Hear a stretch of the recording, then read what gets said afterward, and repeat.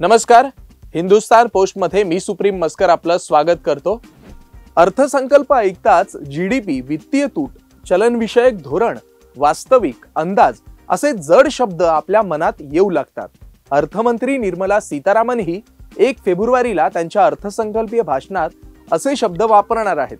त्यामुळे बजेट समजून घेण्यासाठी या शब्दांचा अर्थ जाणून घेणंही तितकंच महत्त्वाचं आहे। पहिला शब्द म्हणजे बजेट। बजेट हा शब्द इंग्लंडमध्ये सर्वप्रथम 1733 मध्ये वापरण्यात आला।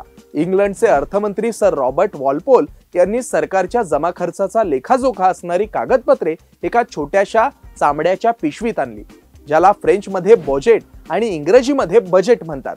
दुसरा शब्द म्हणजे कन्सोलिडेटेड फंड।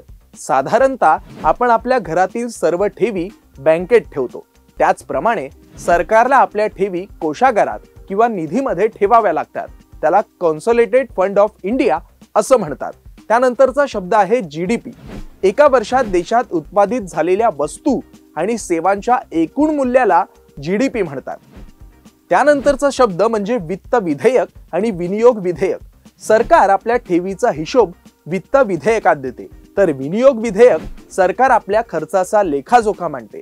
त्यानंतरचा शब्द वित्तीय तूट। साधारणपणे सरकारचा खर्च त्यांच्या उत्पन्नापेक्षा जास्त असतो, या फरकाला वित्तीय तूट म्हणतात। सरकारची आर्थिक स्थिती दर्शवणारे एक महत्त्वाचे माध्यम हे आहे। त्यानंतरचा शब्द म्हणजे चलनविषयक धोरण। देशात चलन प्रवाह किंवा रुपयांची उपलब्धता नेहमी नियंत्रणात ठेवली जाते, याला चलनविषयक धोरण असं म्हणतात। त्यानंतरचा शब्द म्हणजे इन्फ्लेशन। इन्फ्लेशन म्हणजे महागाई। याची 2 मोठी कारणं आहेत, मागणी आणि पुरवठा। त्यानंतरचा शब्द म्हणजे बजेट अंदाज। नवीन आर्थिक वर्षासाठी पैसा कुठून येणार आणि कुठे खर्च केले जातील याचा अंदाज बजेटमध्ये असतो, ज्याला बजेट अंदाज असं म्हणतात। त्यानंतरचा शब्द आहे सुधारित अंदाज।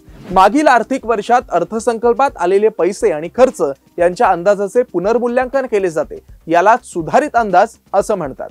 त्यानंतरचा शब्द म्हणजे वास्तविक। अर्थसंकल्पात सरकार मागील 2 आर्थिक वर्षातील आपल्या ठेवी आणि खर्चाची अचूक आकडेवारी सादर करते, ज्याला वास्तविक असं म्हणतात।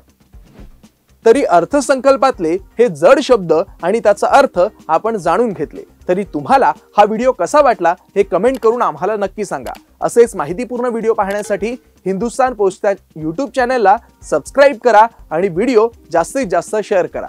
धन्यवाद।